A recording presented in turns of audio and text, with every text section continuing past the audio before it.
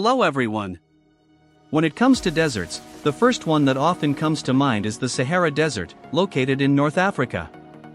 This is known as the hottest desert in the world and the largest desert overall, covering an astonishing area of 9.4 million square kilometers.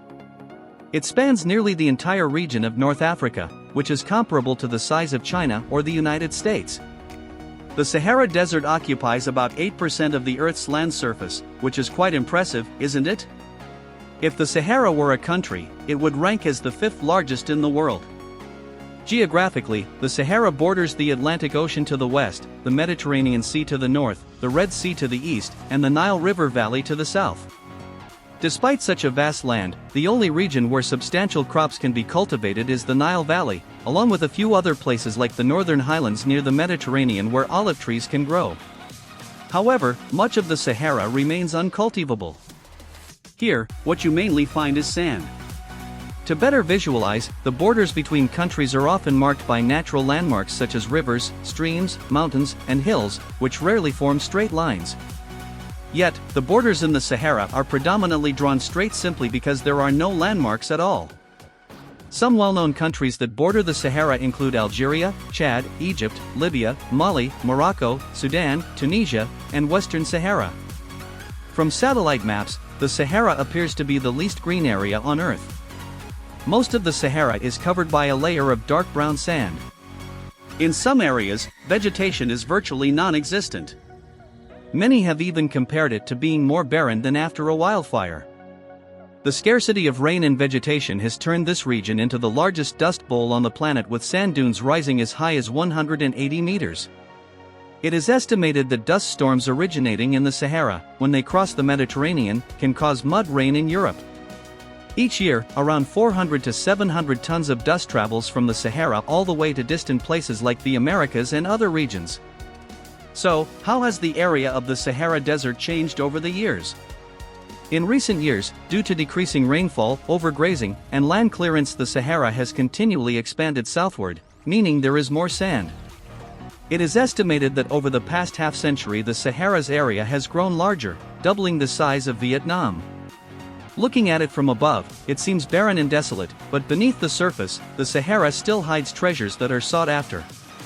After World War II, mineral deposits were discovered beneath the Sahara Desert. Among these are large oil and gas reserves located in Algeria and Libya. These are countries that have capitalized on these natural resources to drive their development. The climate of the Sahara has also changed significantly throughout Earth's history.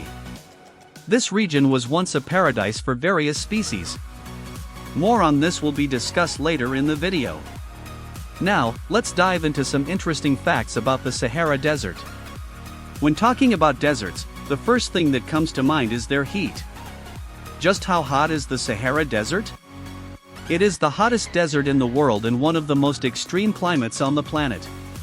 The average annual temperature is around 30 degrees Celsius, while the highest recorded temperature is 58 degrees Celsius. This area receives an extremely low amount of rainfall and, in fact, half of the Sahara receives less than 25 millimeters of rain annually, with some regions going several years without a drop. While many believe the Sahara has a constantly hot climate, the temperature can drop suddenly at night, sometimes reaching lows of -6 degrees Celsius. So is there water in the desert? In reality, the Sahara has only 2 permanent rivers and a handful of lakes. What defines a permanent river? A permanent river flows year after year, whereas non-permanent rivers may disappear quickly due to harsh climatic conditions. The 2 permanent rivers are the well-known Nile River and the Niger River. The Nile is famously associated with Egypt, flowing through the country and into the Mediterranean Sea. The culture of the Nile is intertwined with stories of pyramids and pharaohs. Moreover, the Nile also correlates with the most fertile farming area in the Sahara. In the Sahara, rivers and streams have varying water levels depending on the seasons. The water actually flows underground rather than on the surface. In fact, the Sahara has the largest aquifer in the world. Therefore, at any given time, it is estimated that there are hidden oases within the Sahara if we drill into the groundwater. Currently, the Sahara has over 20 lakes, but only one drinkable freshwater lake, which is Lake Chott. The remaining lakes are salty and nearly unusable. Next up, let's talk about sand. In addition to the heat, sand is a defining feature of the Sahara. However, not all areas of the Sahara are sandy. It is estimated that only 25 to 35% of the Sahara is actually sand. The rest consists of gravel, along with salt flats, rocky plateaus, mountains, rivers, and oases. One of the most famous sand dunes in the Sahara is located in central Algeria. This dune stands up to 450 meters tall, making it one of the highest in the world. Another popular sand dune for tourism located in Morocco is the Chagaga Dune, at 300 meters high. This area often offers tours, hiking, or camel rides, making it a captivating tourist spot in Morocco. There's even an actual volcano in the Sahara. That's right, it's called Mount Emakoussi. It is the tallest point in the Sahara at 3,415 meters. Next, let's address some misconceptions about the Sahara. Many people think that the Sahara is uninhabited. But in reality, the population in the Sahara region is approximately 2 to 2.5 million people. Those living here are primarily nomadic tribes. They move from place to place depending on the season. A smaller group, a lesser amount, resides near water sources. When you consider the numbers, 2 to 2.5 million may not seem large, but given the harshness of the landscape, weather, and climate, it's quite a remarkable number. In terms of flora and fauna, it is estimated that there are over 500 species of plants in the Sahara and around 70 species of animals. The most famous animal in the Sahara, of course, is the camel. The story of camels will be shared at the end of this video. You might think it never snows in the desert, but the truth is there have been occurrences of snowfall in the Sahara. One of the first recorded instances was in 1979 when snow fell in Algeria. The second occurrence was in 2016, again in 2018, and the most recent occurrence was in 2021, just this year. Snow falling on the Sahara left many unable to recognize the desert as the white snow covered the sand. The scene appeared beautiful and majestic. Some scientists also believe that snow may occasionally fall in higher mountain ranges of the desert, in areas that humans rarely access. Speaking of snowfall, it's not just the Sahara. Some Middle Eastern countries, like Saudi Arabia, which have a hot climate, have also experienced snowfall in recent years. Specifically, this occurred in a region named Tabuk in the northwest of Saudi Arabia, where temperatures dropped below -2 degrees Celsius. This marks the first time in 50 years that Saudi Arabia experienced temperatures around freezing with snowfall. Another misconception is that the Sahara has always been a desert since the dawn of time. But that's not entirely the case. Every approximately 41,000 years, the Sahara undergoes a transformation, influenced by the Earth's axial precession as it orbits the Sun.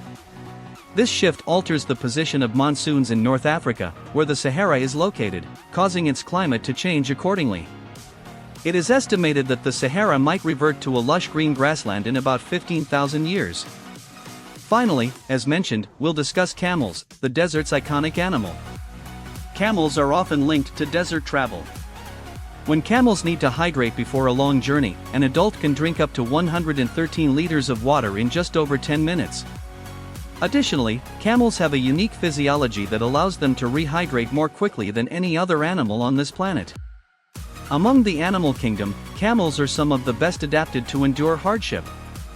A camel can carry up to 200 kilograms, travel 40 kilometers in a day, and can walk continuously for 3 days across the desert. Hence, camels are often referred to as the ships of the desert.